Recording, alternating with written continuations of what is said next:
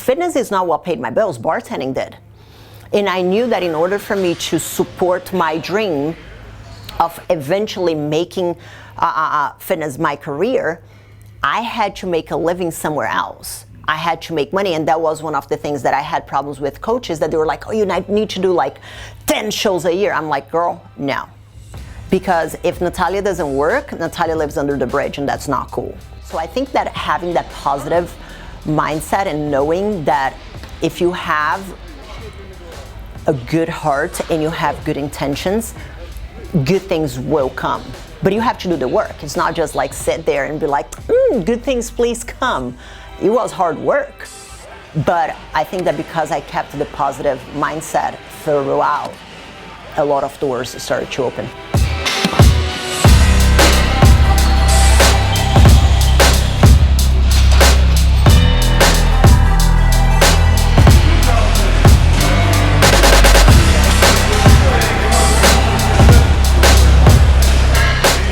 That's kind of one thing that I remember, like there were many events that also led me into leaving Brazil, but I think one that I remember very clearly is that, I mean, in Brazil it's very common for you to stay living with your parents until you get married.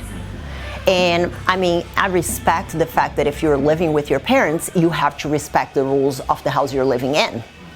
And I wanted my own rules.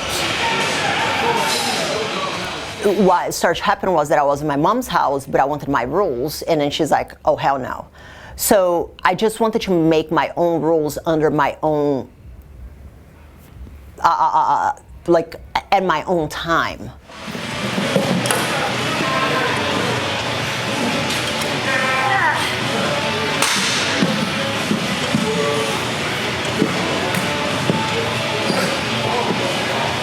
Just to give a little bit of background, I moved from Brazil to the US, literally burned the boat. Like, toodaloo, fuckers, I'm out. And I moved to the US. I had like $350 in my pocket, and I knew in my heart that I wasn't gonna go back. I mean, I lived in a place that was covered in cockroaches. It was disgusting. But I knew, and I would call my mom and I would be like, oh, everything is amazing. I am loving life. And she's like, come back. And I'm like, no. Because I knew that if I went back, I would have to go back under her rules. And I wanted my own rules. So, and I think that whenever I decided to start competing, I have a little bit, which is a blessing and a curse at the same time, the whole all or nothing mindset. And I knew that the moment that I started competing, I was all in. And shortly after I started competing, things started to take off. It was almost like a sign from the universe, almost telling me, girl, you're on the right path, hang in there. Because the moment that I competed the first time, I got published on Muscle and Fitness. I was already shooting for Flex magazine. I had a sponsor after my first amateur show. So it was like a lot of signs from the universe, whatever you believe that or not, God, whatever you believe. I just saw that as a sign that things were moving in the right direction. So I was like, you know what, I'm gonna go all in. But I went all in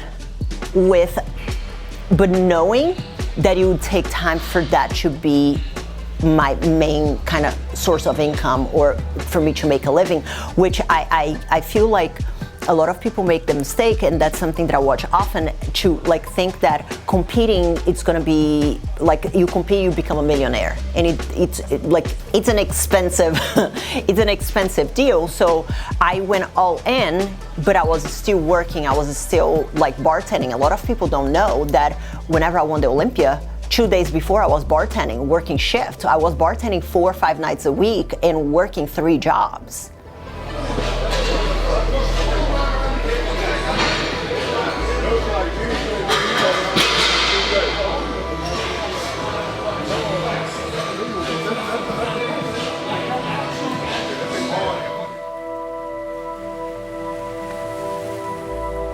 Like I went all in knowing that that's what I wanted to do, but I still knew that I had to pay the bills. So I was willing to do the work, and the extra work needed for me to accomplish the things that I wanted to accomplish in the fitness industry, but understanding that I still had bills to pay.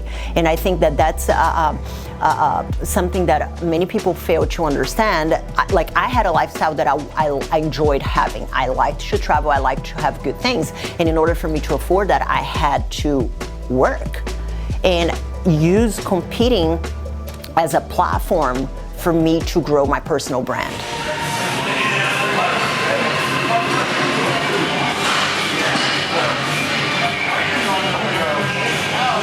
In the bikini division and the whole fitness, I wasn't very familiar with the competitive world. I didn't know what I could accomplish and what I could build from that. I knew that something could be done, I just didn't know what. So I stayed in it and kind of figured out as I went along how that could become my career.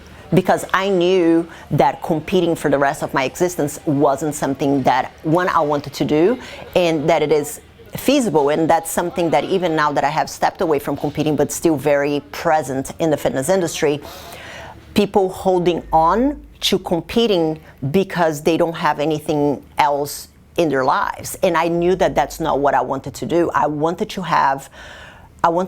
fitness to be part of me, but not the all of me.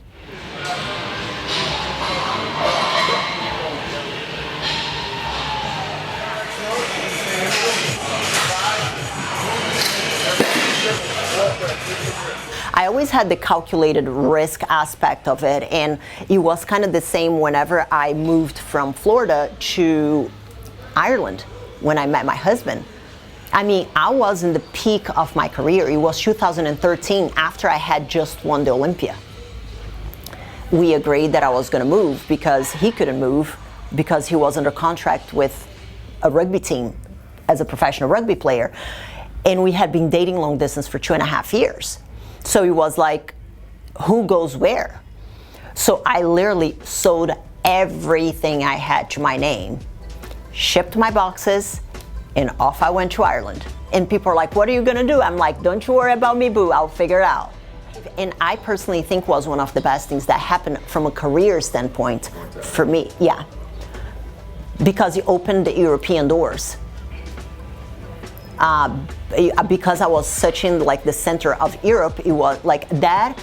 Moving to Ireland allowed me to do seminars in about 20-ish different European countries, from, I don't know, Italy, Denmark, Sweden, Norway. Just to Norway I went twice, Spain, Portugal, all the way to freaking Siberia in Russia. So it would have been much more challenging to make these contacts had I stayed in the US. So because I kept the positive mindset throughout, a lot of doors started to open.